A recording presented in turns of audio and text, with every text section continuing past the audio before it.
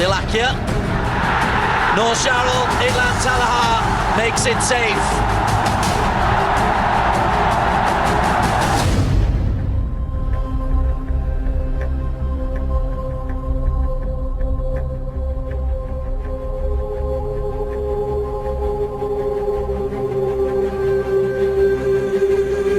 This is Safawi. Good effort. And coming on! Oh, what a strike! That is massive! Sumare to his right. Shabi! Oh, what a strike! Finding Sumare back to Safawi. What a goal! Shamakuti drives it in. Noor Sharrell! Shama's ball in. Goal, Malaysia! Of hitting the net. Safari!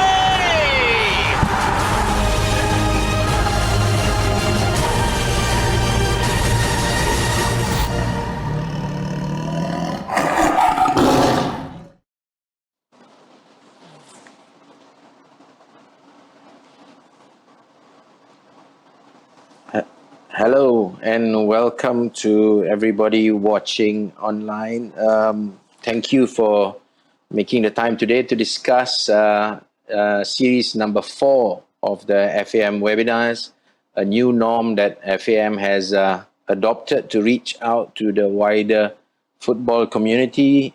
We started off as a wider football community in Malaysia, but it seems that we have gone beyond the borders of Malaysia. Today we have 486 registered participants. We have 288 people and growing online as people start to log on. And we have viewers from 5 different countries registered with us today, from Thailand, Singapore, Malaysia, Hong Kong, and Australia. Welcome to a topic that is significant to us in the football industry, an ever-changing industry, an evolving industry that requires a lot of attention, especially in the space of digital football. The revolution is here, the future is now, and digital is transforming everything that we understand about the game, on and off the field. The world is interacting through sport differently. The way we consume the game, the way we communicate the game has evolved and unrecognizable versus the last 5 years. Today, digital transformation for football is not an option anymore. It's become a need and a must-have, complemented with a strategy and a team sitting behind a digital director and digital leader within a football organization. On the field, technology and digital has improved the game tremendously. Coaches now use the digital technology and all the new evolving tech that comes along with it to improve the game. We will have a webinar not long more to discuss these changes in the technical aspect of the game, in the modern game. But today, we are here to discuss specifically on the off-the-field changes that the digital age has forced us to adopt. Revenue sources has significantly changed. The broadcasting and the sponsorship industry has changed leaps and bounds over the last few years with measurements of success, KPIs, demands and expectation from brands, sponsors, broadcasters and fans evolving tremendously over the last few years. To discuss such a deep and important topic for all of us today, we've got with us, let me introduce our first guest from the AFC himself, the AFC Commercial Director, Mr. Andrew Rogers, who comes with tremendous experience, and his invaluable insight would serve this discussion and provide all of you watching and even us in FAM with tremendous input. And we thank you, Andrew, for your time, especially knowing how invaluable it is. Your experience with FIFA, UEFA, and now with AFC gives us a true global view, and your expertise is appreciated. Thank you very much, Andrew. Thank you, Stuart. Pleased to be part of this. Next, we have Nat Negus. Nat is the Executive Vice President at Football Marketing Asia, the latest agency on the block and the commercial agency serving Asian football. It's come on board at an amazing period for Asian football, but also us facing a pandemic that we hope takes us through and evolves the industry in a very positive way. Thank you, Ned, for being with us today. Thank you, Stuart. Looking forward to it.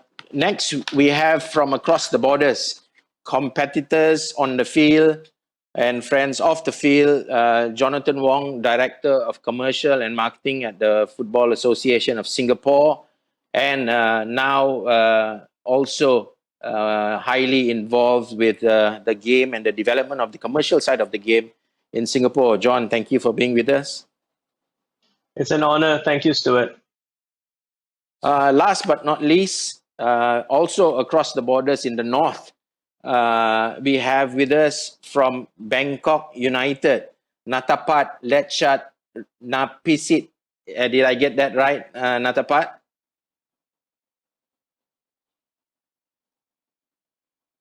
Your mic might be on mute. Oh, yes, sorry. Yeah, it was correct, Stuart. And it's my pleasure to be here.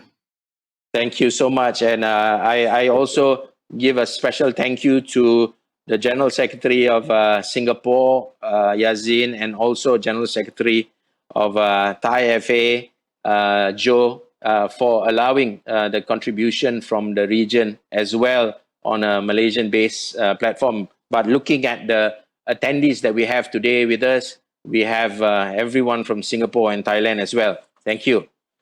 I'm Stuart Ramalingam, General Secretary of the Football Association of Malaysia, moderating this session as it's a passionate topic. As the leader of an organization in Malaysia, I take immense responsibility in the revenues and the direction of the Malaysian FA as we grow as in a very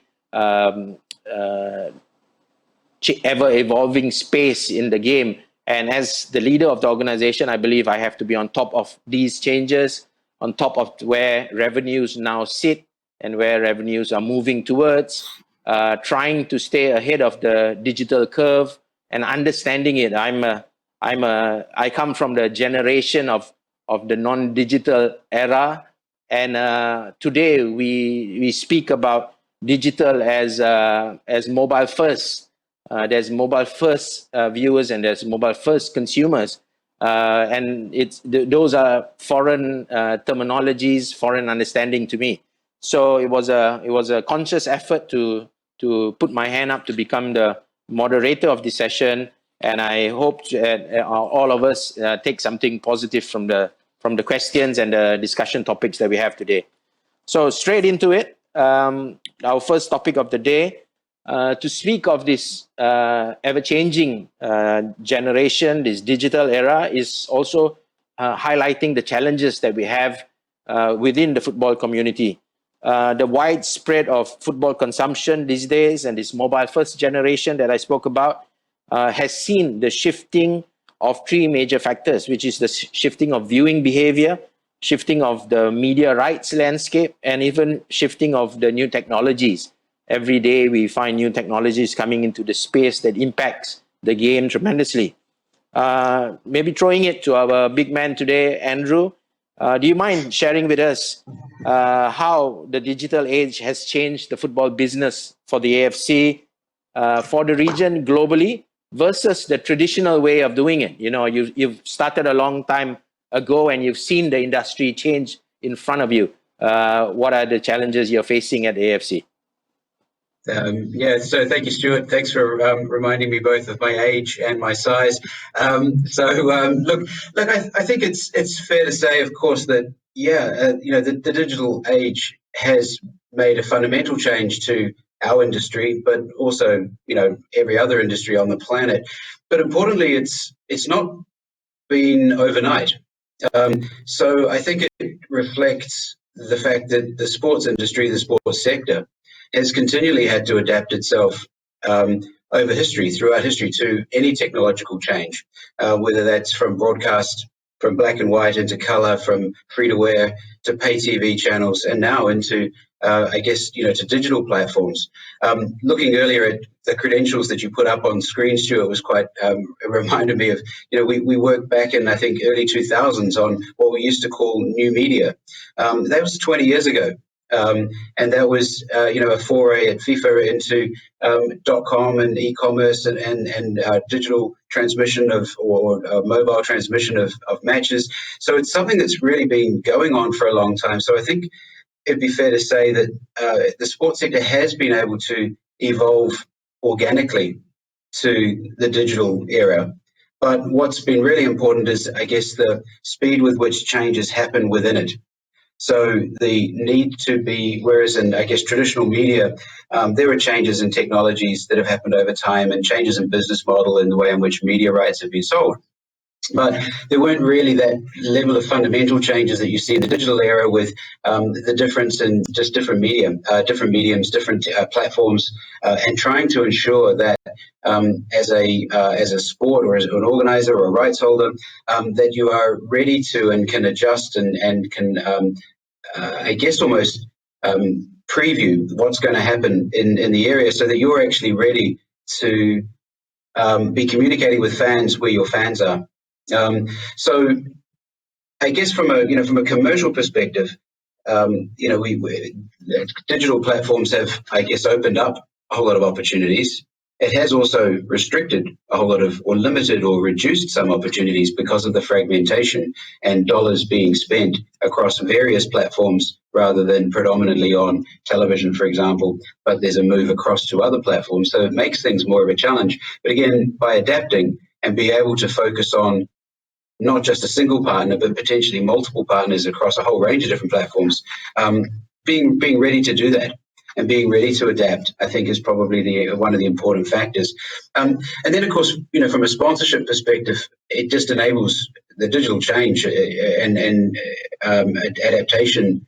Just enables both us and our sponsors to get to know an awful lot more and engage a lot more with the end users, with the fans that you're not getting through traditional media, whether that's newspapers or television. So that's an additional benefit, while it is more difficult to get hold of those people.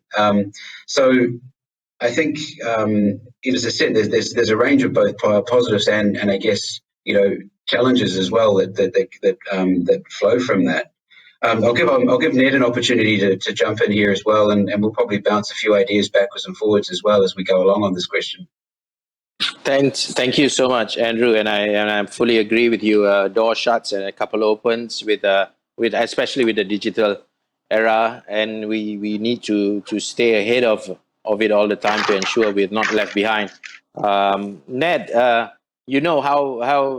being involved in Rugby.com as well before, the measurement of sponsorship and the measurement of partnerships has evolved tremendously as well.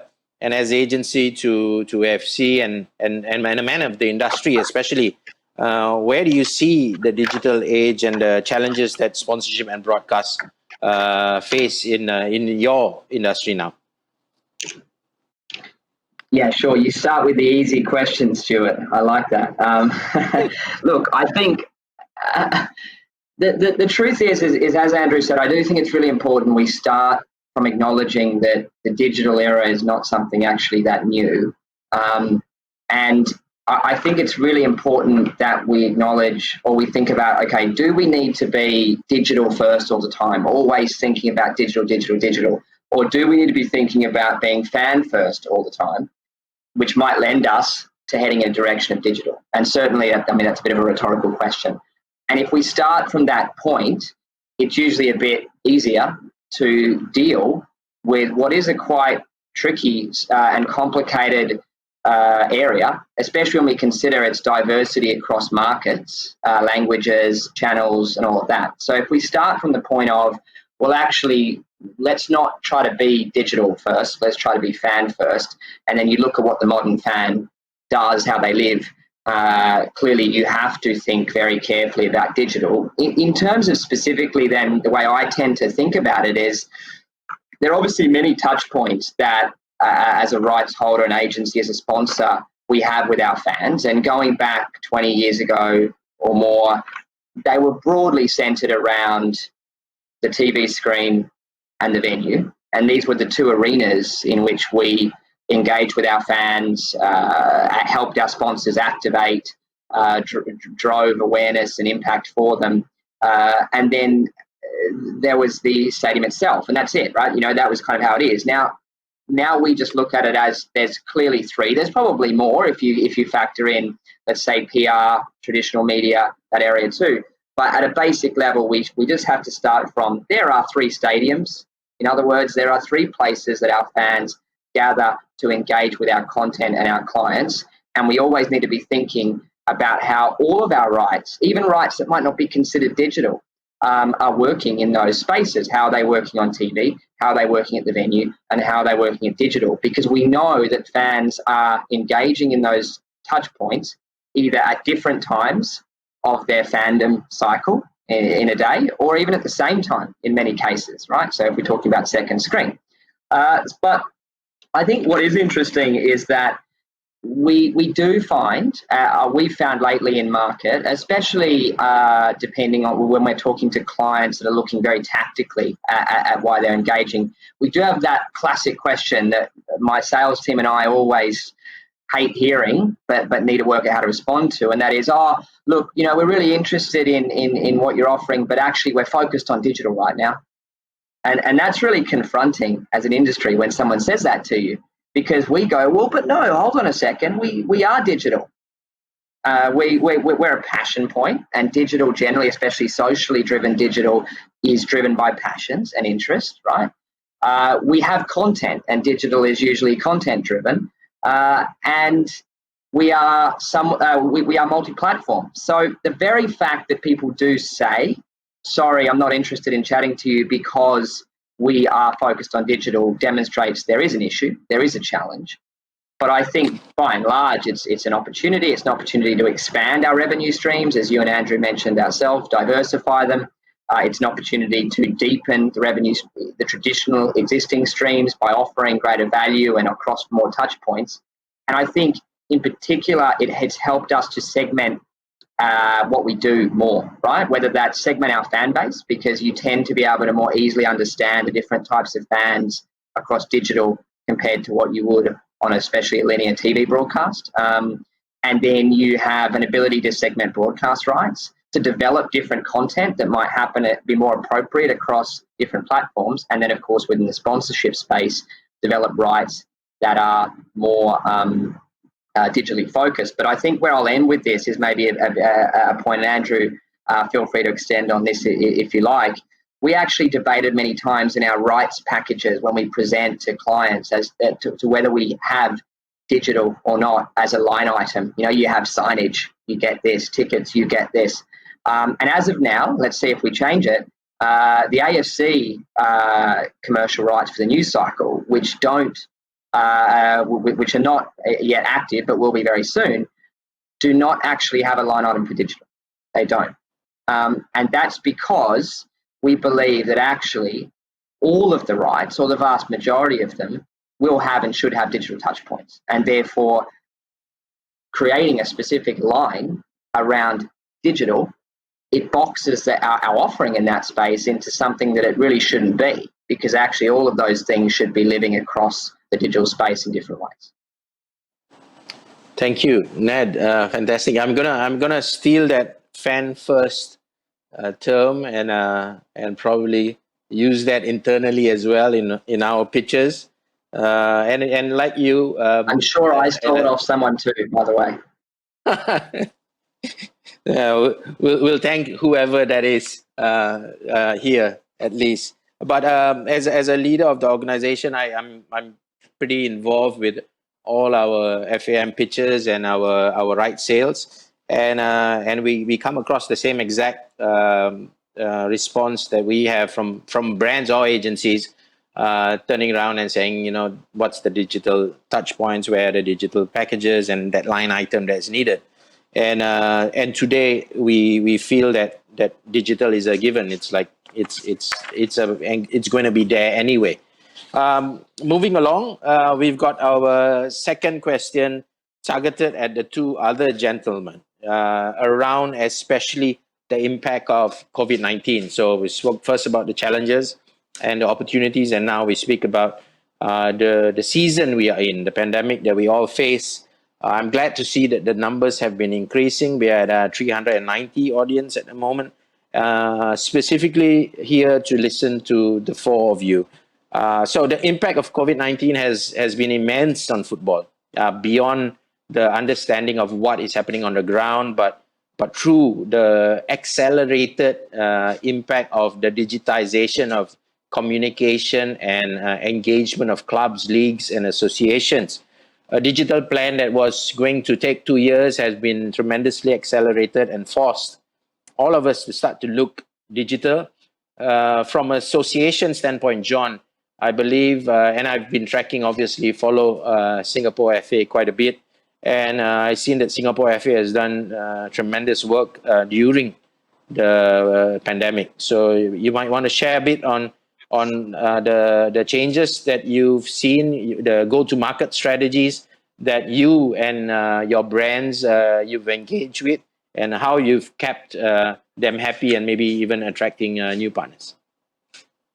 Sure. Thanks, Stuart.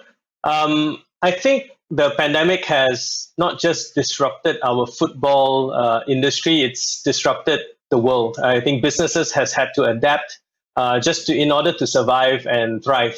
And it's no different for football and no different for the FAS.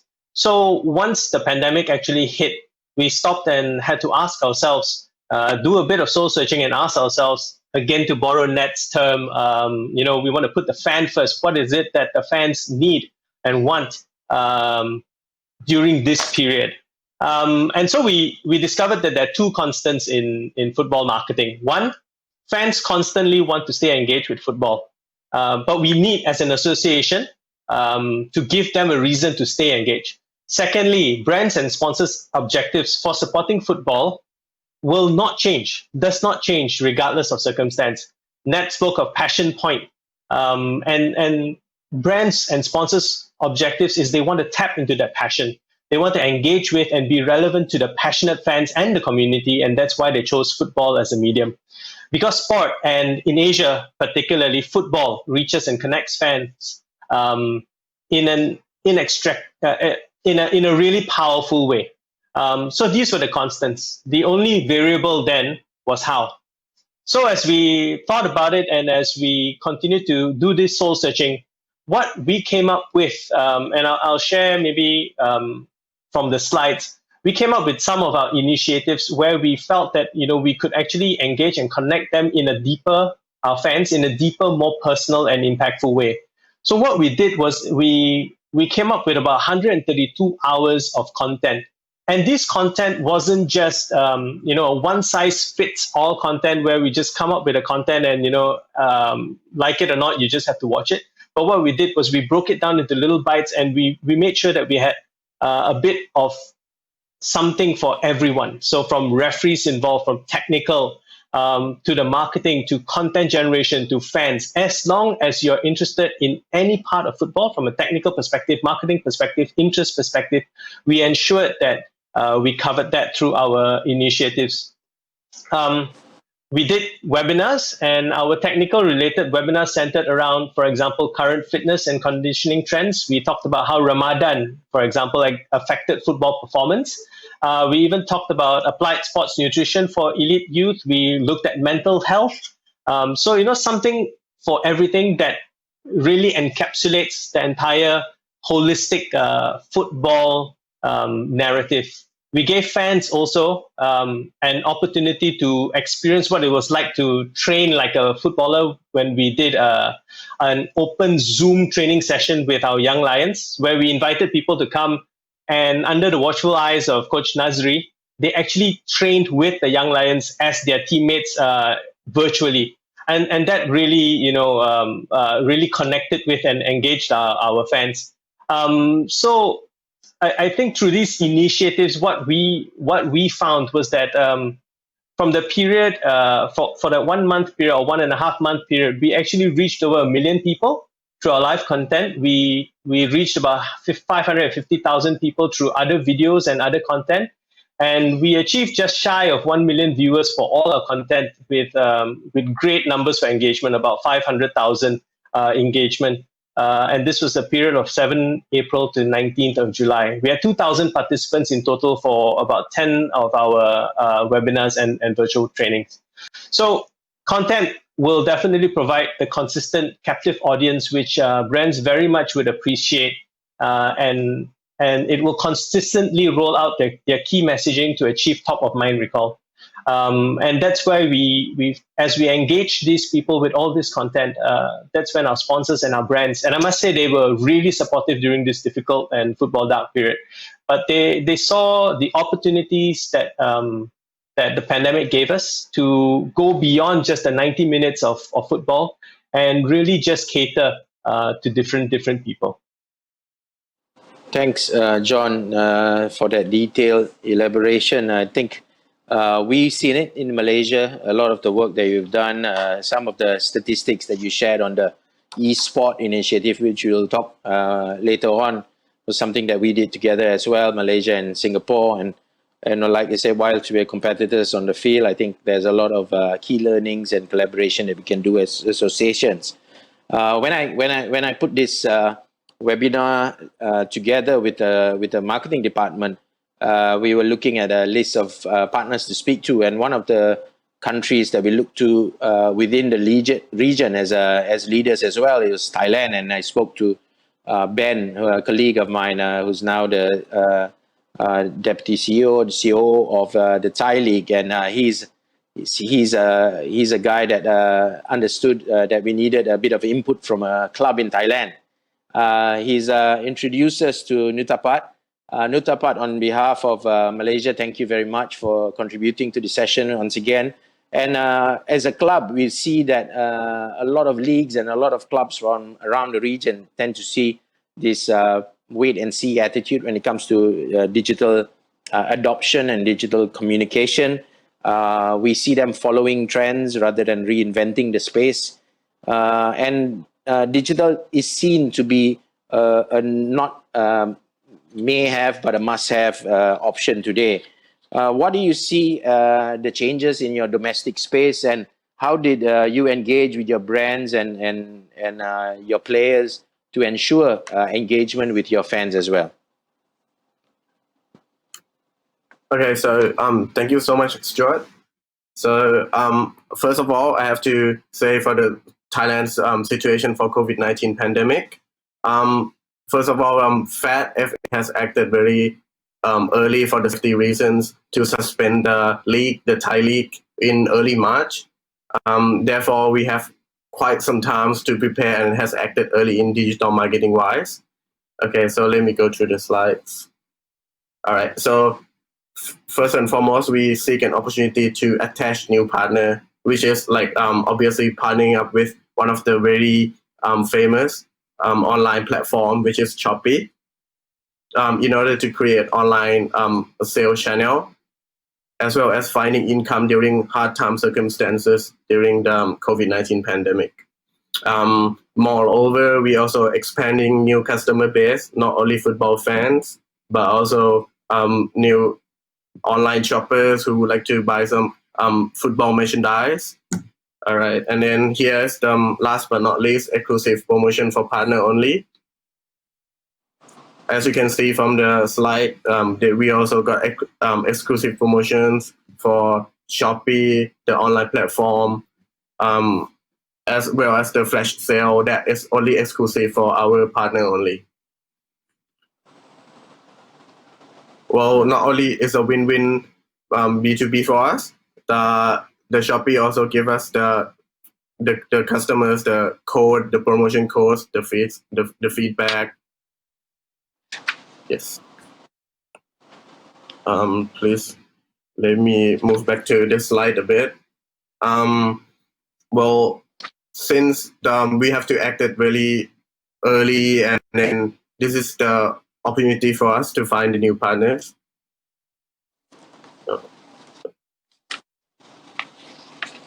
So yeah, here's another go-to marketing strategy that we did for our own club merchandise, which is merchandise sale on Facebook Live. What we did was we brought our first team players as a host and give out special discount and in early season, which is we never done it before. But unfortunately for the pandemic, we have to act it decisively. So here's the recap captured of our event, which we brought Salawat Denmit on the left, number 29, as well as Pirapat Nochaya on the right, both in Thai national team players, to come out and then see how the fans doing, getting to know if they're okay, especially since the lockdown. Everyone has a lot of time being at home, might be bored or stressed of work at home situation. Therefore, we came up with the idea of going live, meet up with the fans digitally, as well as giving out them something to cheer up on, get them to have a chance to talk to the players, Q&A session, as well as get to buy the stuff in a exclusive discount. In addition, we also give out the players to sign an autograph, personally, one by one. Yep. So here's the second session. So for the first session, it was pretty successful. Therefore, we creating a new go-to market strategies. We expanded with another promotion. Not only the jersey, we also do some clearance on the last season sales. Some stock that we needed to be cleared out. So it was for the stats, it was pretty successful, and from what we can say from the stats. Thank you, Nuthavat. That's extensive work done by a club during a very, very difficult time as an association. FAM as well had to justify cancellation of matches for national teams. We had to readjust measurement of ROI with our partners to ensure that we are not facing the end of the pandemic with a conversation on sponsorship reduction and renegotiations of values. And I have to say, on behalf of the association, we have had partners that rode with us through a pandemic and established a much stronger relationship between us and these corporate entities, because we understood what they were going through. They understood that we were also not to blame, and working our best to ensure value. And through strategic negotiations, we managed to find common understanding and common platforms for us to move forward with our partners. So I congratulate you on that. In this ever-changing environment, the expectations also change. Fans, media, broadcasters, sponsors. And Andrew, as a rights owner, as the event owner, and these advancements that you see affecting traditional football and our traditional mold of the assets that we have sold in the past, has digital helped you achieve these new objectives as an organization? And has it, or the increase of demand has made it a bit more difficult for you? So how do you see the commercialization of these assets to make it even more attractive with the digital opportunities, and help to connect with some brand affinity that I'm sure the agencies and the brands will always demand? Yeah, thanks, Stuart. I think the important point is that the digital is really the transmission or the platform by which other activities are being undertaken. So yes, there will be certain activities which will be uniquely on digital platforms, but in many respects, it is a way, though, of just reaching the fan through the channel that the fan is on, as opposed to television or other media. So in terms of what we commercialize or not, I always take the view that when reviewing the assets that we have available to us as a sport, the first question from a commercialization perspective is, look, is it going to improve, be negative, or be neutral to the sport, and improve the experience of the fan, be neutral to the experience of the fan, or be negative to the experience of the fan? And if the answer to those are, look, it improves on both respects, both the fan and also the sport, then naturally you push go on the commercial activity. If it's neutral, then I think you got to ask yourself, well, why wouldn't we do it if we've actually got a brand who's there willing to invest in doing it? And clearly, if it's negative, then, you know, look, for the integrity of the sport and the integrity of I guess the whole brand that we represent, then no, you don't do that. So, and we've actually, Ned and myself have had a number of conversations about this over the last 2 years or a year and a half as we've been reviewing it from you know, looking into the new commercial cycle for the AFC. And that's an approach which I think is kind of sensible at striking a balance between, you know, what we do as a sport and then what we need to do as an entertainment product that needs to generate revenues. And then, you know, turning specifically to digital, as I said before, I think it's more that we use then digital merely as the platform for activating and ensuring and minimizing the gap between the commercial partner who is undertaking the activity and the fan. And I guess the real benefit of digital platforms is that gap between the partner and the fan that they're ultimately targeting and after is reduced. They get more immediate feedback than you might get, for example, through a television transmission or through, you know, traditional media. So I think that's really the benefit that you see from the development of digital technologies. I think also in terms of just making sure that, you know, where are the fans? So, you know, we know and through the reviews and research that, you know, we've got a certain demographic of fan who is more likely to be using certain technologies, and other demographics of fan who will be more likely, frankly, to be using digital. And if we want to remain relevant as a sport and grow the sport from a marketing perspective, not necessarily even from a commercialization perspective, but targeting the future fans and the future consumers, then, you know, the demographics of digital users and digital natives is such that, you know, we have to be there and target those future supporters and future fans and those that will have the disposable income that our commercial partners are interested in. Thanks, Andrew. Specifically, I fully agree with you on the direction that you've taken, and we struggle as well to ensure common understanding of priorities and importance, and not being trend followers, to ensure that we are keep the integrity of what we do and not just be swayed by change and trend.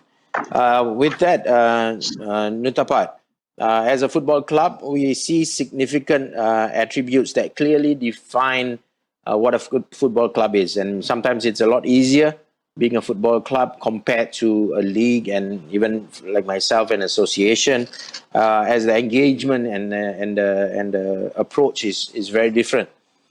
From fan experiences for you, that you don't have match days at the moment, and when you had match days, today fan experiences are not merely a match day experience. The fan experience is a measurement through his entire relationship with the club, through various touch points, not merely a match day experience.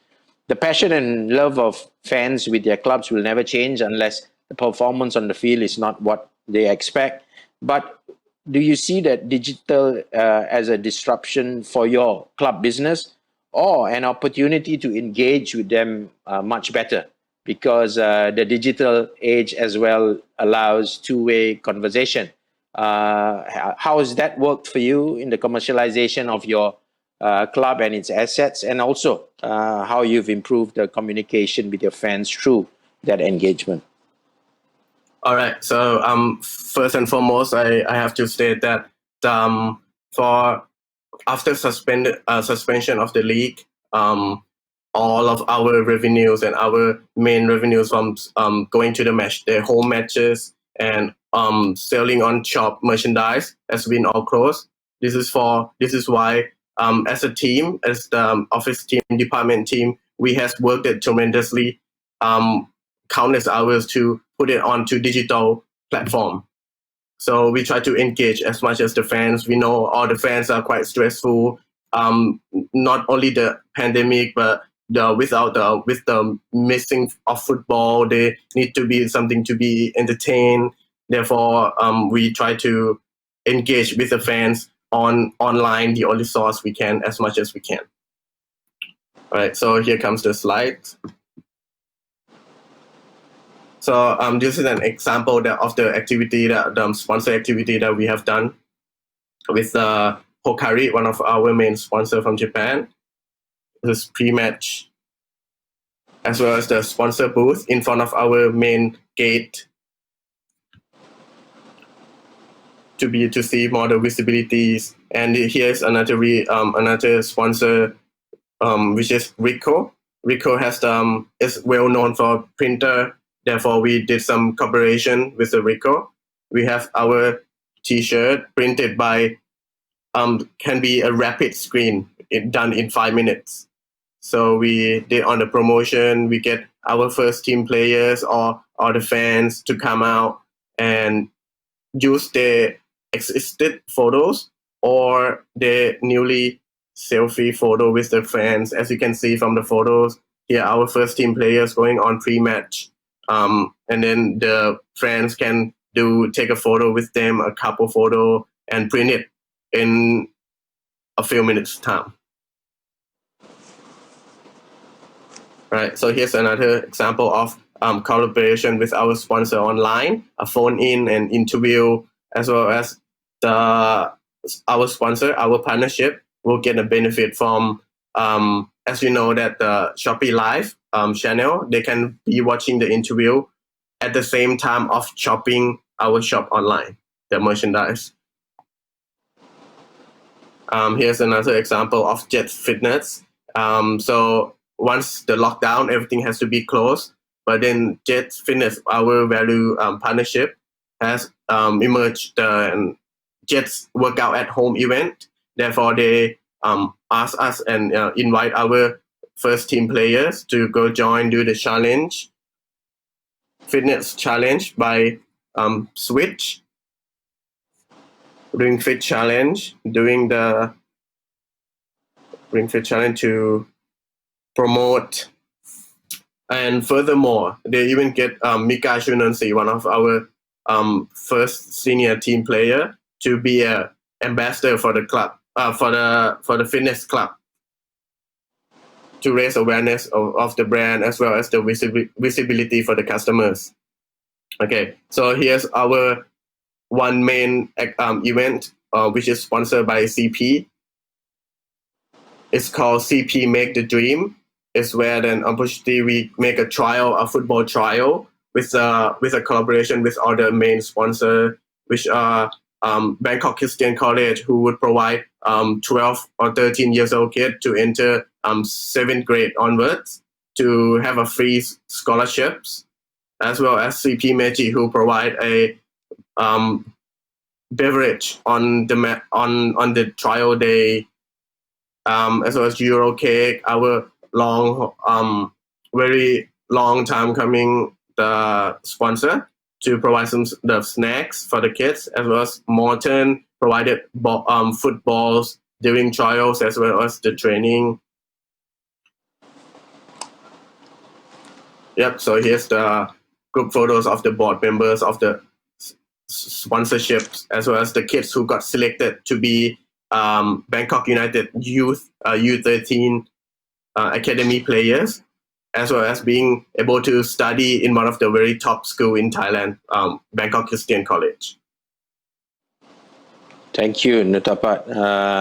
Again, all the activities on ground for Bangkok is really attractive, and you look like you're busy outside of the pandemic, and you will be.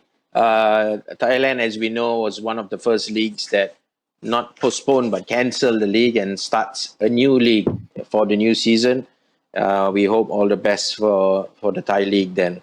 Attention is always given to elite men football. Basically, it's the main revenue driver of a lot of associations. It is for us in FAM. And I'm sure for most of associations and clubs, women's football and grassroots football tends to take a very important pillar, but normally not a massive revenue driver for the organization. From an AFC perspective, Andrew, what do you see on the reshaping and remodeling of women's football that has taken the world by storm since the last World Cup, and so much attention and investment put towards it? Do you see the women's game growing significantly, and at the same time grassroots football, which is an entire mass base? What do you think of that potential growth in that areas? Yeah, and I think if we talk about it with a commercial hat on, I guess, so I guess we'd describe it as probably untapped potential, or we're on that growth phase, but it's very different in different parts of the planet. And I think there's an evolution that's going on around the world at very different stages, even across our region. And that's due to a whole range of different reasons. But I guess our role is to encourage that, to grow at again, to use the word organic rate, that can be supported regionally and also within the nations where that's taking place. From a commercial point of view, yeah, of course, naturally it makes perfect sense. It's an ideal from both a participation perspective and, of course, from a commercial perspective as well. We know that by participating in sport, participants who are engaged in a sport are then in the future will be the consumers of that sport. They will be the target. They will have the affinity, the love, the passion for that sport that our commercial partners want to tap into. So even if you're not directly looking to commercialize assets, I guess you'd use that term, as grassroots football, it does have a commercial upside. Anyway, if you look at it, there is a good and a reason for undertaking grassroots activities for the development perspective, but it does have a knock-on effect from a commercial perspective as well, in that we know then it's maintaining relevance of the sport and, as I said, developing love, passion, and following, which then subsequently will have a knock-on effect. So we take that view, notwithstanding we do have a number of partners who are interested in I guess you'd say directly undertaking commercial activities directly in relation to grassroots activities. And more, whereas the traditional model would be, yes, our partners would focus on matches of the major competitions.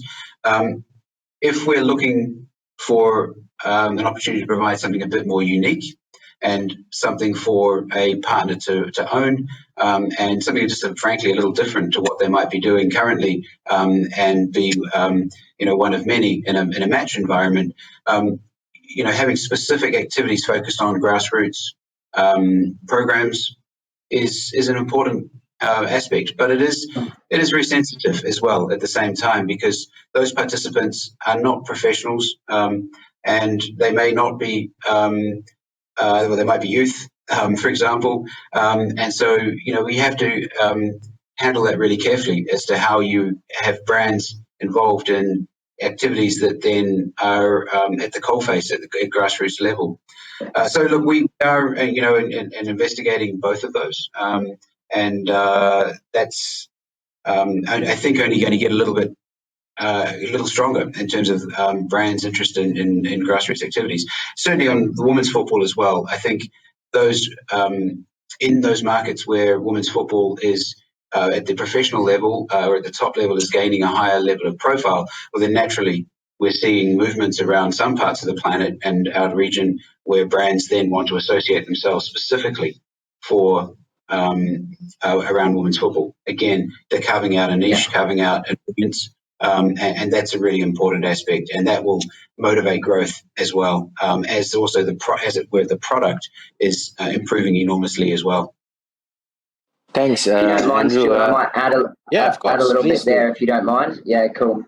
I think what Andrew talked about there is another layer that Andrew and I have worked a lot on for the AFC program, which I think is really important for us as industry and the viewers to consider, is that how you combine elite with grassroots in your commercialization to ensure that it's more powerful as a commercial asset, as a marketing asset, and as an experience for those grassroots participants is a really interesting space. So to be specific about that, we talked to a lot of partners about, okay, we could work with you to create a grassroots program But to be honest, kind of anyone could do that. Right? You know, anyone can go and run an activation down the local park and say, come and play football.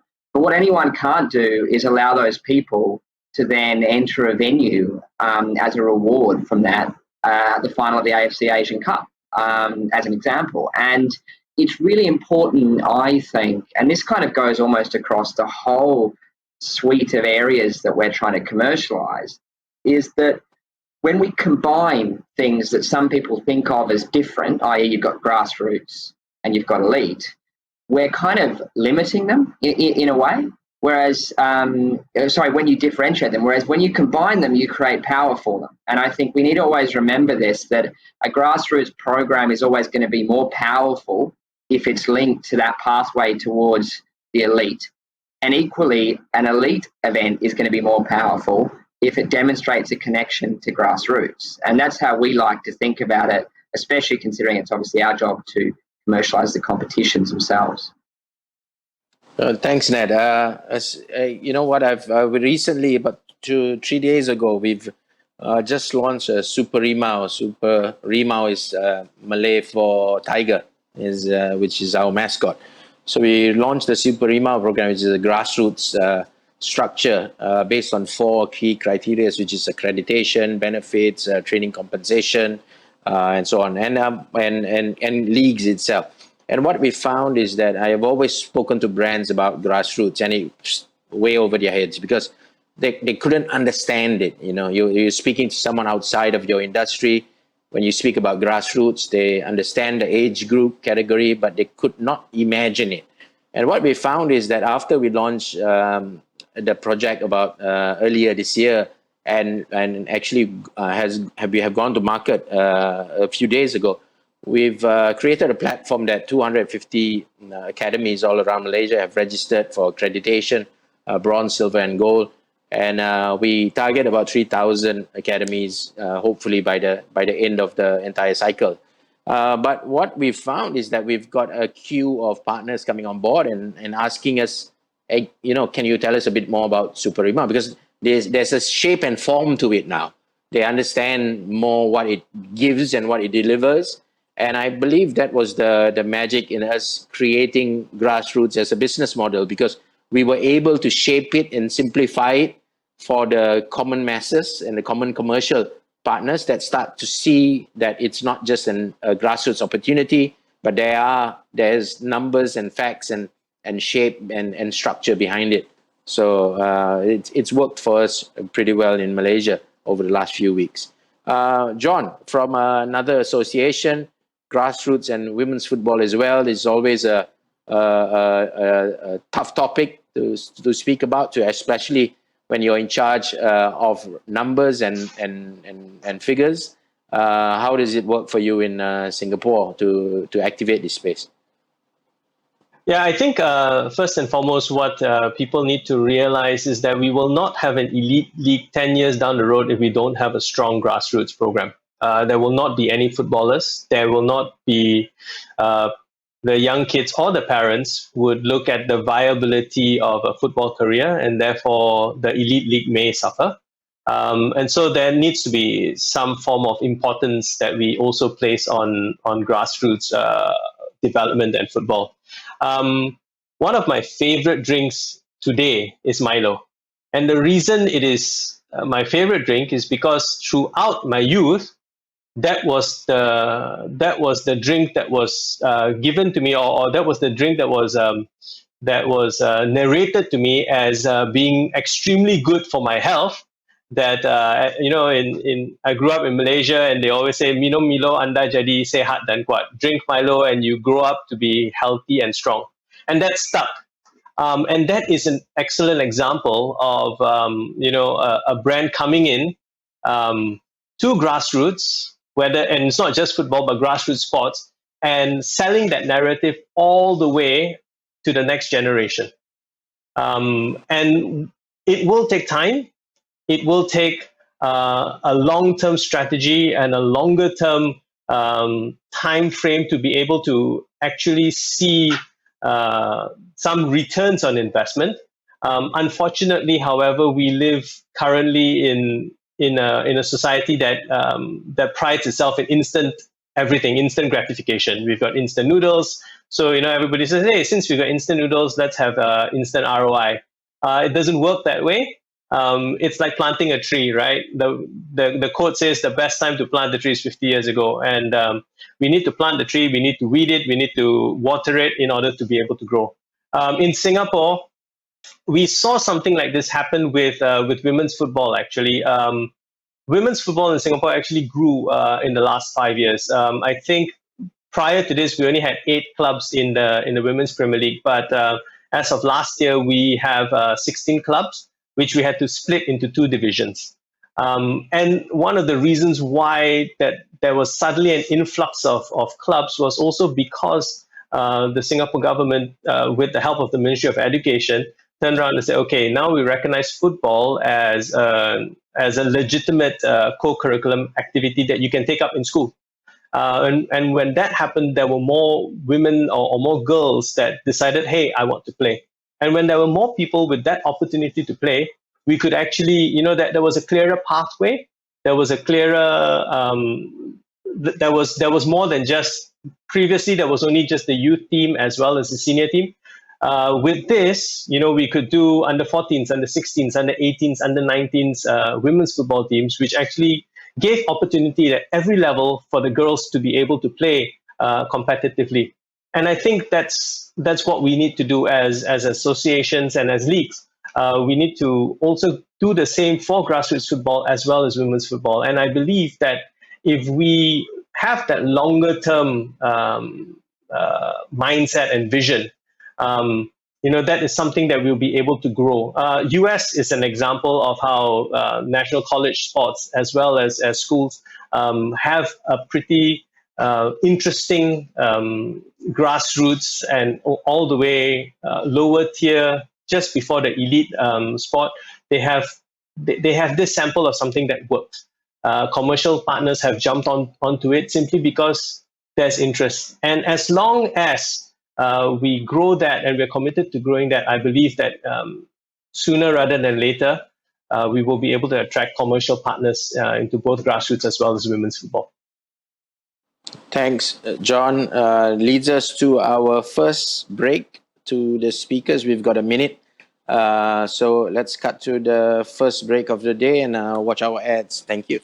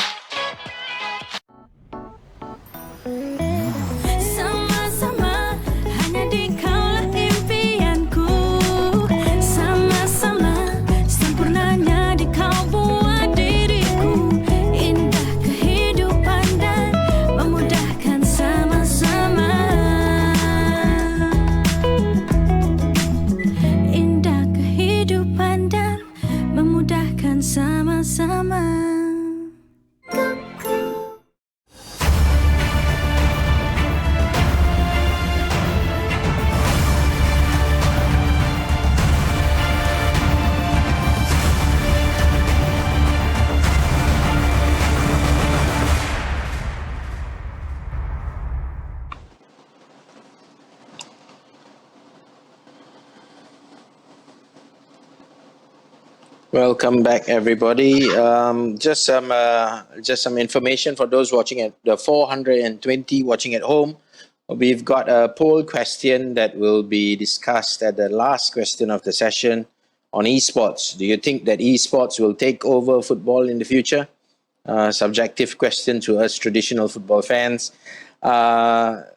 Different answer when you ask different communities, or act as a complement to the traditional game. So the answer is A or B, complement or challenge. Please take the poll, and we'll come back to everybody with the view of esport. And for those also watching at home, the question and answer session for our audience is open. So please put in your questions, and we won't be able to answer everyone, but I'll select two of the most relevant questions to share with our expert panel. Please try to avoid the questions to me about Malaysian football, and let's keep it to the industry. So that leads us to our second session today, speaking about social media. Today, football clubs, leagues have moved from mere football organizations to content producers themselves. They are now considered media hubs. The experience of 90 minutes of football is extended before and way after, with the generation of social media coming on board and allowing that fan journey and that fan experience to be extended even further. Digital has driven the cost of media creation to a point of clubs finding themselves as the content producers to keep themselves relevant. Today, we discuss about football and social media. John, on your thoughts on the positives and negatives of social media.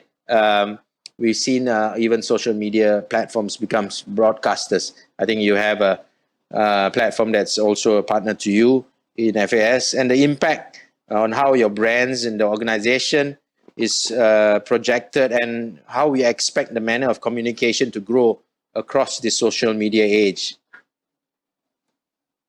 Thanks, Stuart. Just to let everybody know, I just had my sip of Milo, because of grassroots development.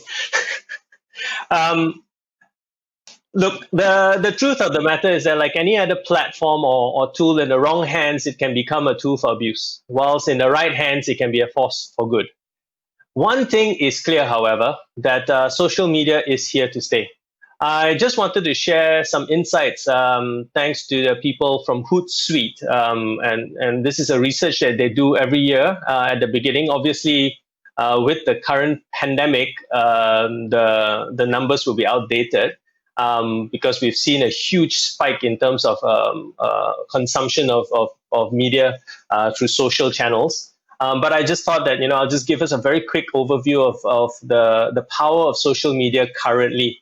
In a population of 7.75 billion in the world today, of which 55% are urbanized, active social media users are at 49%. That's the penetration, and internet penetration is at 59%. When we look at digital growth just in a year, you look at active social media and you see that 9.2% have grown in the last year in terms of active social media users, which comes out to be about 3.8 billion of the world's entire population. In Southeast Asia alone, when you look at the internet penetration rates, it's at about 66%, and 63% in terms of Southeast Asia alone uses social media actively. Next is for Singapore. In Singapore, 99% of the population are active social media users.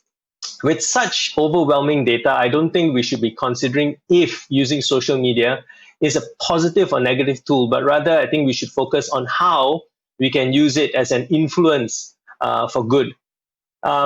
This also just basically tells about the kind of internet use. Out of 6 hours that people spend in Singapore on the internet, up to 2 hours and 8 minutes are spent on social media.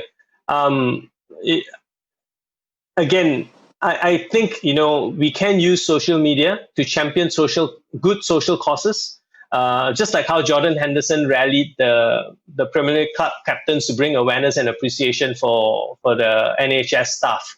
or even Marcus Rashford helping to raise £20 million to feed vulnerable children through a heavily led social media campaign. Social media as well can be used to engage in two-way communication with fans directly and immediately. I think where previously there was no way that fans could actually give feedback or approach the clubs, social media has opened that. So I remember about 3 years ago, the new owner of Leeds United wanted to create a new crest. And he put it out and asked for feedback, and immediately, there was a ton and a half of feedback, and they decided that they weren't going with that direction.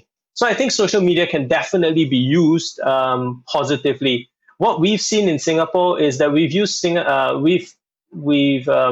made the decision to try and make our Singapore Premier League as easily accessible as possible.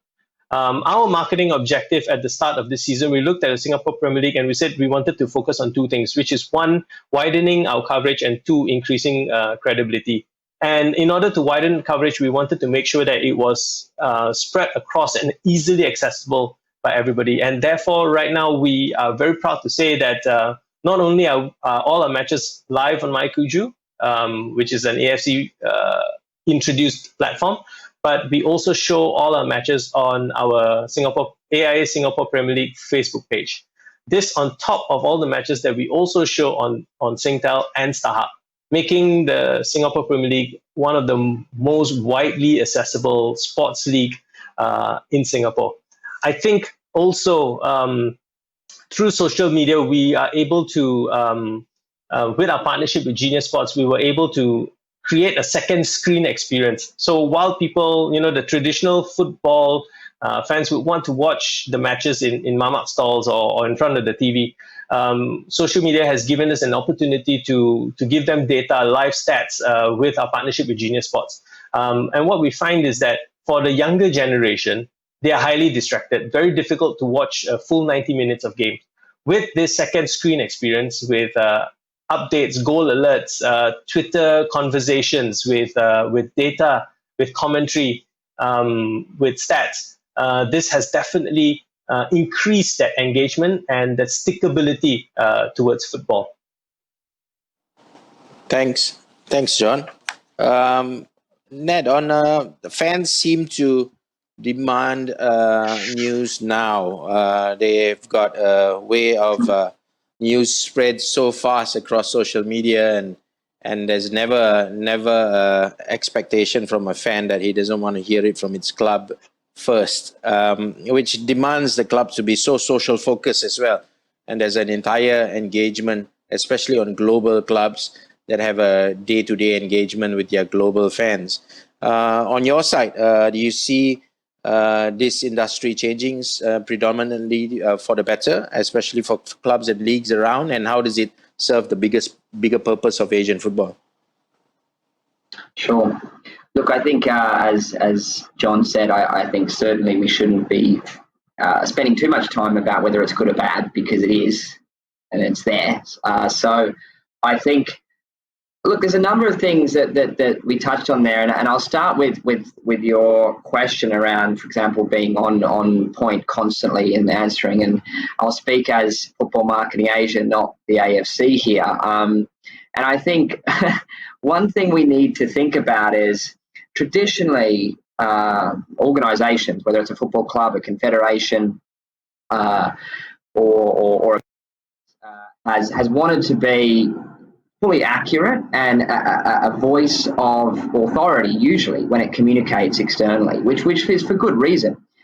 Whereas in the world of social, with this quick news, with opinions coming through from fans, from different people, we have to kind of think a little bit about whether that always is what we have to be, or whether it is a problem necessarily if speculation exists out there. Because if people are speculating, demanding quick news, yes, it's a problem if they take quick news and we have fake news developing. But on the other hand, speculation is because people are interested and passionate, so that's a good thing. I think we probably also should recognise that there is, I think, one possible negative out of social, and this applies to all industries. That someone mentioned to me the other day, I read an article which was quite interesting, and that was the role that social media can play in what this person described, I think it was in the Guardian newspaper, the death of expertise. Okay, so when everyone can have an opinion and everyone should be listened to, there is also a concern that those that actually know what they're talking about won't be listened to or aren't heard or not respected. And that's something that we do also need to recognise, is how we find that balance between, in the football world, fan opinion, fan queries, expertise from the perspective of an editorial person, but also just acknowledging that in the end there does need to be expertise, and how do we rise above the chatter to make clear statements about things based on expertise. So I think that's an interesting challenge. I think, though, at a basic level, social is social, right? That word is driven. We socialise with people due to their personalities, and the same goes for social media. So the one thing that is really clear to me about the role social plays or can play for football as an industry, for football clubs, you mentioned it before, is how we as confederations or clubs show our personalities. It's clearly a much easier area to show personality than a lot of other channels, and therefore I think by and large we should always be conscious of showing personality on social, and then equally understanding the personalities of our fans, and it should be driven by that. And in the case of a confederation or a multi-market platform, it's also about showing your local relevance in a big way. It's something we've been doing a lot of work about is with the AFC, both with Andrew and Colin on the comms side, is how do you as a confederation or as a brand sponsoring a confederation remain neutral in the way you should be, relevant to all markets in the way that you must be or you're bound by according to your statutes in many cases, but also recognising we are, especially in Asia, a collective of different nations with different personalities and different cultures, and how do we use social to demonstrate that? And I think that's a really interesting area to explore. Thanks, Nat. Another term I'll steal from you today, the death of expertise, the rise of the influencers. We move on. We move on to our next part, which is a conversation on the challenges of digital platforms. I've seen, we've been victims of it ourselves, where the digital platforms is also about doing the right things, and the strategy behind digital platforms is not about an easy platform to deal with. It's about the conversations and the discussions that you may have, and it also leads us to the evolution of the physical activation versus the digital activation that we have of sponsorships and partners. The expectation of days old and what we have to do today. The life of a partner and a sponsorship needs to be balanced off in these two areas. So how has it shifted for you, Nutapat, that you are able to create life of a physical partnership in the digital space, and how do you work with your brands around ensuring the delivery on that physical and digital expectation?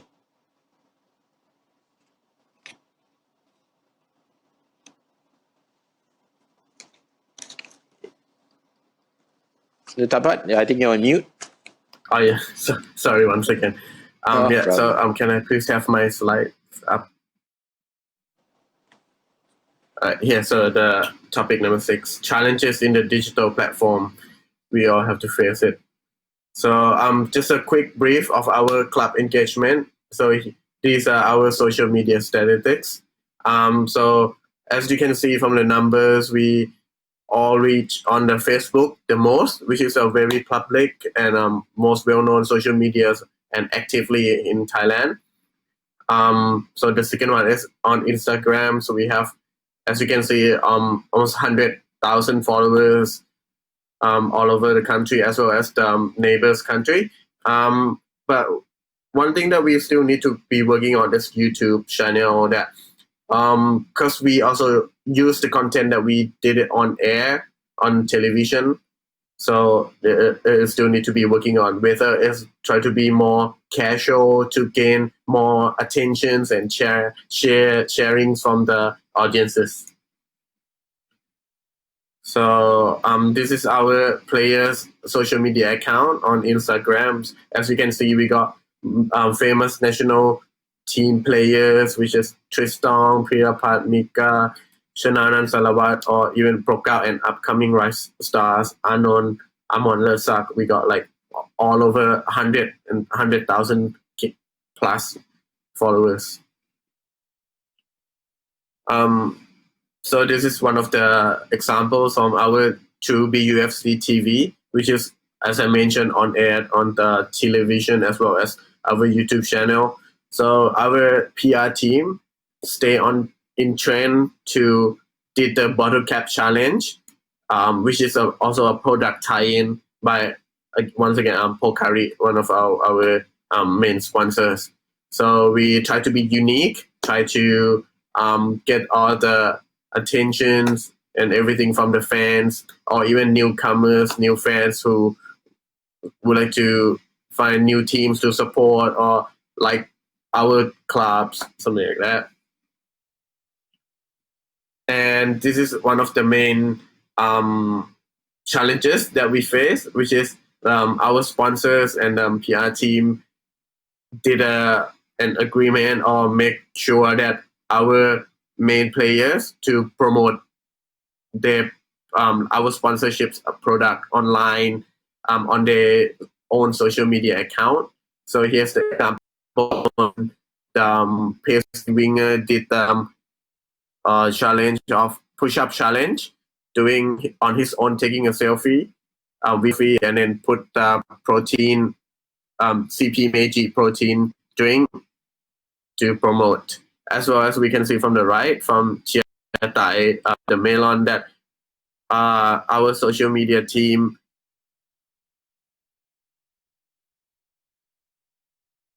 his own social media account, which is a main job for players, that they be the model and post it. But the main challenges that we have faced as a club in experience, that sometimes our partnerships, they require a lot of it, such as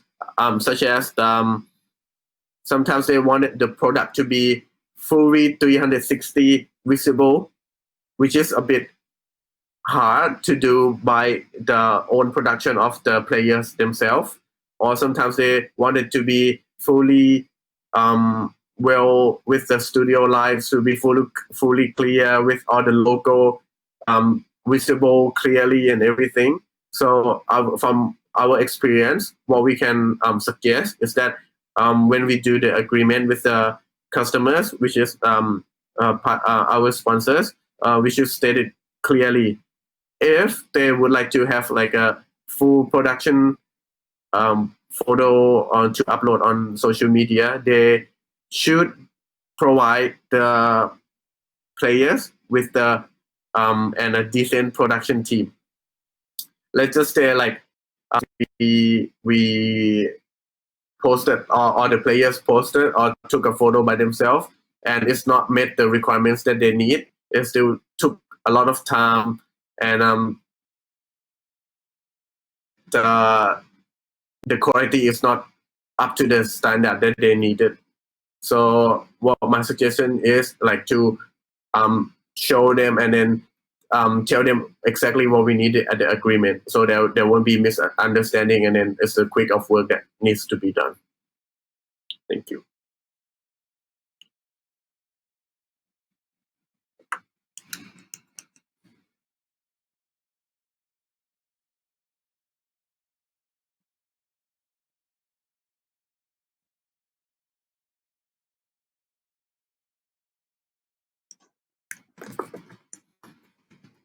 Stuart, I think you're on mute. Thank you. Very failed moderator. Thanks, Andrew.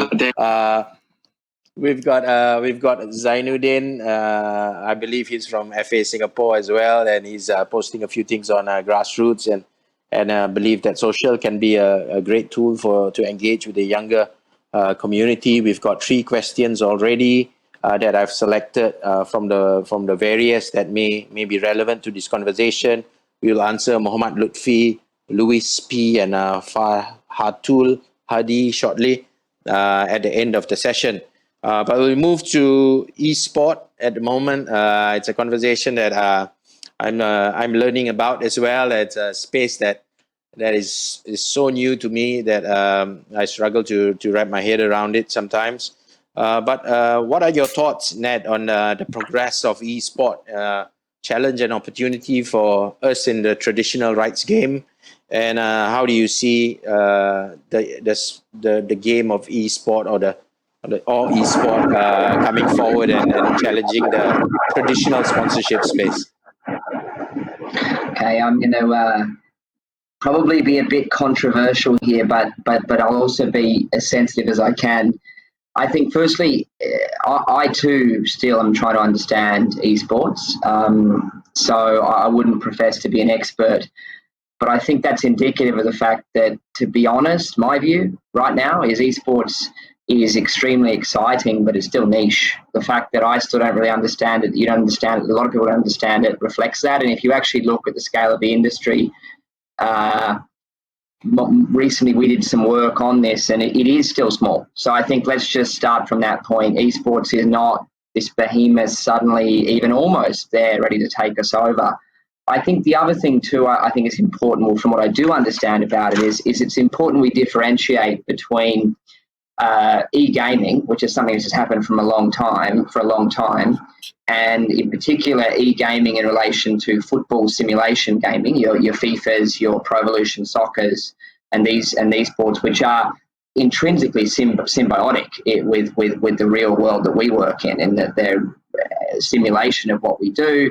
We have very successful partnerships that are ever evolving with the likes of EA and Konami to see how football interacts with electronic simulation of football to mutual benefit, how it can help drive their benefits in terms of authenticity and online to offline engagement, and ours in terms of opening up new audiences in particular. In terms of esports, I guess we were talking about competitive gaming here. I think generally from what I see, the challenge with esports for us as football people is that it's traditionally dominated by the likes of labels like League of Legends, okay? Not to say EA and Konami aren't developing competitive gaming propositions that are very successful, but it's dominated by those areas. And personally, I think the driver behind someone wanting to engage in what is a pretty out there simulation of something that generally you would not be able to do in real life, or watch people doing that in the case of esports, is very, very different to why you would engage with traditional sports, or even why you would engage in simulation competitive gaming with the likes of FIFA. So as a starting point, one of the things I think I'm grappling with is it even competitive? I mean, if it's different types of people driven by different types of things, playing games which are not real life simulation, they're fantasy by nature, which is not good or bad, I'm just saying that's what they are, then should we even be thinking about it as something that is competitive? Yeah, thanks, Ned. I share your sentiment. Andrew, do you play eSport? I do not, but I am the father of a 12-year-old who is an avid FIFA gamer. And just further to what Ned said, I see esports, any form of entertainment or recreation or activity that's more relevant to the people that are doing it than football is a competitor, I think. And our challenge is to ensure that what we are offering, whether that's football in the pure sense or football in an electronic sense, is still relevant to end users. Now, it's not to say they have to be exclusively engaged in football and they can't sit alongside, and they can be both a football fan and an esports fan for things like other games that are played online. So for me, it's more just making sure that whatever we're doing is relevant to the generation that's following. And if that means we have to evolve towards football simulation games, then I'm all for that. And what you do see, again, from just seeing, engaging with and talking to my son and his colleagues and friends, they have an incredible depth of knowledge about the game of football, because they're the ones poring over statistics, poring over results, poring over club names, club logos, club brands.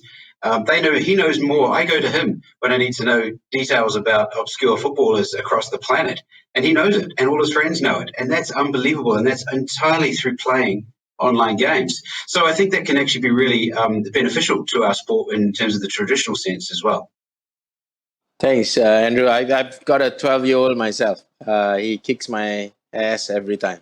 And what I've noticed is that at the age of 9, 10, he got out of the physical game. He wasn't interested in football. And at 11, he suddenly started picking up the PS4 and started playing FIFA. And now he's fully back into the physical game as well. And I keep telling the people that speak to me about esport and challenges the trend of the wave of esport is that esport or eFootball will not exist without the traditional game, because you pick the players and the teams that are physically there. So eFootball will never exist without the traditional game. So at the end of the session, I will share with you the poll and what the people outside thought about it. But before I do, John, I know Singapore FA has been active in moving into the esports space. Malaysia played a friendly match against Singapore during the COVID-19 period. I won't want to speak about the result, but nevertheless, it was a great collaboration that we extended our ventures beyond the traditional game. And since FA Singapore seems to have taken esport and adopted esport internally, can you tell us a bit more? Yes, sure, Stuart. First and foremost, thank you for the collaboration during the Asian Stay and Play series. That did really well for us. Over the 3 matches, we had about 423,000 viewers just on that. Look, I hear what Ned is saying and what Andrew is saying, and I agree, especially that eFootball is heavily reliant on football. You can't have eFootball without football. But interestingly, just about a week back, I was reading an article from Campaign Asia. It was published on the 29th of July this year, and they were talking, and in this report, they were talking about how esports penetration is now approaching 1 billion viewers worldwide, and it's strongest in Asia, with 1 in 3 people having watched an esports stream in that month alone. And the rest of the world lags behind with penetration rates of like 20% in Latin America and 14% in Europe and et cetera, et cetera. And amongst the 16 to 24-year-olds globally, Asia also leads penetration of viewing with 41%. And that same report has said that brand investment in esports has globally risen to 844 million this year in 2020, which breaks down to 615 million on sponsorship and 229 million spent on ads during esports broadcasts. Now, not wanting to pick a fight with anybody, I see that there is great commercial opportunities. And the truth is this: if we as associations don't look for new media and don't look at adapting ourselves to be able to capitalize on these opportunities, we will lag further behind. And as long as there is some form of commercial advantage, I think as associations, we should grab it, embrace it, and ride with it. I don't believe at all that it would ever completely eradicate the physical game of football, but I believe that it can definitely complement it. Fabio Capello allegedly used to test out his new tactics on Football Manager. And you know, not like Andrew's kids, whenever I want to know a little bit about obscure players, Football Manager is the place that I go to find out what their stats are. So I think that, you know, with the advent of eFootball particularly, it will bring a lot more excitement and a lot more interest again to the association or to the physical game of football. So what we did in Singapore is we wanted to test this theory out. And during a football dark period, when everybody's crying out for football, and how I spoke about how fans continue to want to engage with football, we wanted to give them a reminder that the Singapore Premier League still existed, albeit in a virtual form.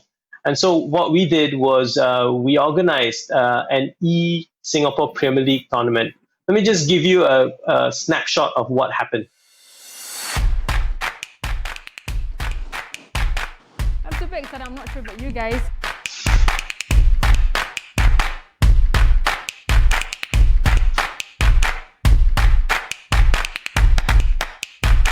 Will it change now? Cross comes in! Just as I say! First goal goes in!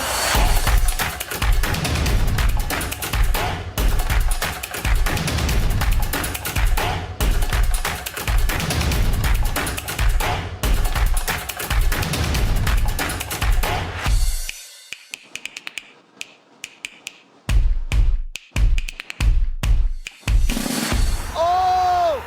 My word!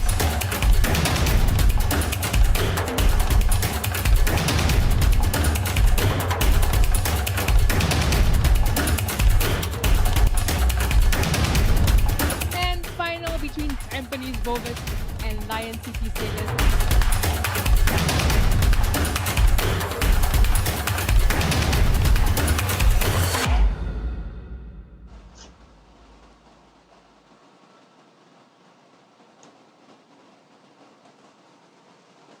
And what we actually got through the organization of ESPL. So we did it a little bit differently. We didn't get professional gamers, but we used it as a tool to try to get fans to get to know the professional players from the Singapore Premier League. And we got players from the clubs itself to play as themselves in the virtual tournament. And a lot of interest, a lot of engagement. There was a lot of articles that came out in all our major news outlets and media, about 258,000 worth in terms of editorial value. It reached 1.6 million people on Facebook. It was broadcasted, and this was a first for us in terms of an association. We were broadcasted in all three major channels in Singapore. We were on MediaCorp's MeWatch, we were on Singtel, we were on StarHub. And the viewership on Facebook itself was 174,000, not counting those who watched on pay TV. And on top of that, we realized that I mean, even your EMFL did pretty well. I think you got like in excess of about 40,000 average viewers per live stream. And I think these numbers speak for themselves in terms of wanting to use that version of football to try and drive more interest and to remind people of their existence and the importance of football. But again, I reiterate that my stand is like yours, Stuart, that football will not be able to replace football because it is highly reliant on the actual physical game. But I'm all for wanting to use eFootball as a positive tool to grow football in the country. Thanks, John. To the polls, I'm glad that the polls say what we think. 85% says is a compliment, and 15%, I'm sure they're below the age of 15, say that it's a challenge. Yeah, but I guess we all feel that there is a space. Natapat, I won't ask you because you look like you will agree with 15%. Yeah, but I would like to jump to the questions that we have before we end the session. We had 4 questions in total, but a couple of it is statements that I would like to address. I will answer those that were directed at me. From Muhammad Hazim Fitri, is it true that football is part of CSR? I'll have to say that's no. If football was CSR, football would never be an industry. An industry in itself sustains on commercial and significant returns. So in our domestic front in Malaysia, it's still seen very much as a CSR bit, because the commercialization of football needs to be improved, but we will get there, and we are getting there. But definitely the industry is sustained on commercial revenues and not a CSR approach. We have one from Fahatul Hadi. What does FAM do to ensure sustainability of football business, especially in this pandemic era? For Hatul, it's a very difficult question, because we are in a very difficult time, unprecedented. It's never been, nobody has been affected like this across such a wide spectrum of the industry. We are doing our best through licensing processes, collaboration with the league and clubs, working through grassroots programs and our affiliates to ensure the sustainability of football is guaranteed through this phase. We're not out of it. We're not even, I think, in the middle of it. We're still getting there, and I believe we require a lot of time and effort to carefully make our way through it. FAM in itself is affected by it. We lost 12 million ringgit, 9 to 12 million ringgit across the cancellation of matches and windows, and all of that impacts the entire community. So, but as a governing body, we will do our best to ensure we get out of this in the best shape possible. A question for you, Andrew, from Muhammad Lutfi Shahril. Asian football approach to grow and build brand equity via social media in Southeast Asia. What's your plans? Due to the fact that Southeast Asia is the most engaged region in the world, with 129% mobile penetration, way above the global average of 115%, according to an early 2019 report, with over 360 million users in Southeast Asia as of 2019. The market is an immensely fertile region. What's your thoughts? Interesting, you did use the term earlier on about being fan first. And on a digital strategy perspective, we're also mobile first, ensuring that whatever we're doing in a digital space is adapted to ensure that it is accessible and usable and sensible on digital, on mobile platforms, for example. So yeah, I mean, certainly in terms of growing the brand, as we've mentioned a few times during the course of this session, digital platforms is one of the key methods through which we communicate with our fans, and that's alongside, of course, traditional media continues to be at the heart of our digital strategy. So that will continue and grow. Thank you, Andrew. And the last question, I'll throw it to you, John, from Luis P. How significant are digital strategies in capturing the newer generation compared to your traditional marketing strategies? Just our last question for the day.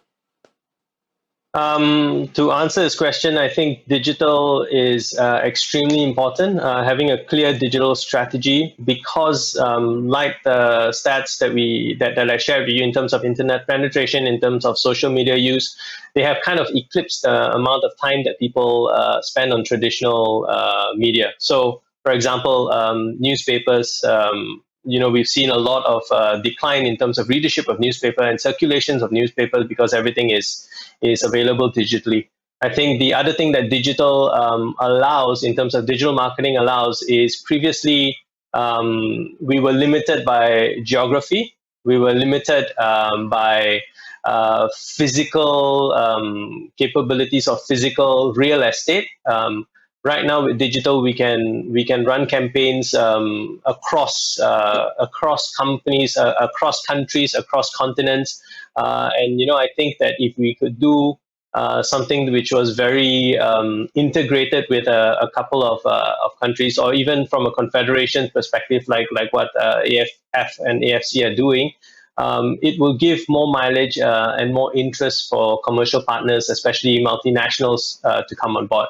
So I think the future in terms of reaching the audience is digital. In terms of engaging the commercial entities and organizations is digital.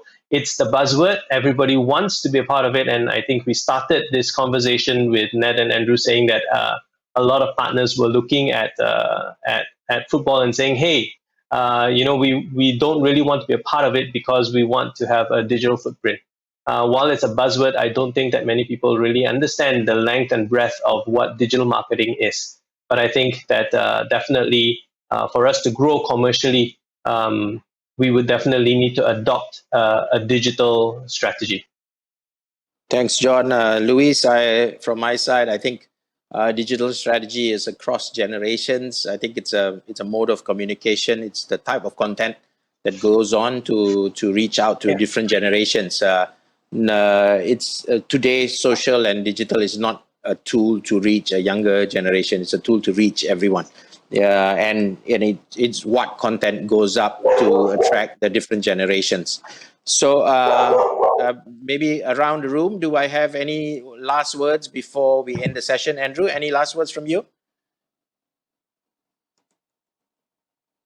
No, other than thank you for the opportunity. Thank you to all the viewers, listeners, and the questions that were put forward. And hopefully this has been informative, entertaining, and useful for all of you who have been following. Thanks, Andrew. Ned, what about you? Any last words? I think I'll follow up on one thing you just said, which I think is a nice thought to think about, and that is how digital can be a cross-generational or cross-fan type channel. And I think one thing very basic is the fact that digital is social, digital is shareable in itself creates a really interesting proposition, because generally we use our social channels to engage our most engaged fans. That's generally what we do.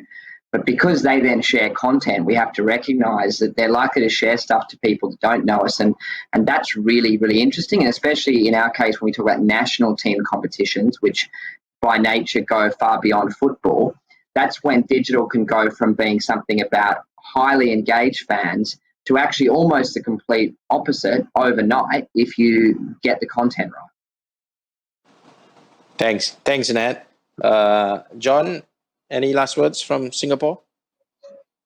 No, thank you for the opportunity. And for all the listeners and viewers at home, thank you for the support and for tuning in. And thanks, Andrew, Ned, Stuart, and Nutapat. Learned a lot from you guys as well. Thanks. Nutapat, any last words from Thailand? All right, so just say "Khop Kun Kap," which is thank you in Thai. And please thank you to let me allow to share our experience and ideas. And I've learned a lot from you guys today as well. Any suggestions, wise words, and yeah, thank you for all the fans following. And nice to meet you all. Thank you. Thank you, Nutapat. I'm sure we'll meet again physically in the future. On behalf of the Football Association of Malaysia, Andrew, Ned, John, Nutapat, thank you so much for the hundreds of people watching at home. Thank you for being with us. Safe travels over the weekend, Andrew. All the best to Derby County next season. Ned, John, and Nutapat, stay safe. John, you got to feed your dog, I'm sure. Death to the expertise, rise of the influencers, and fans first always. Thank you, Ned. Thank you, everybody. Bye. Thank you. Thank you. Bye.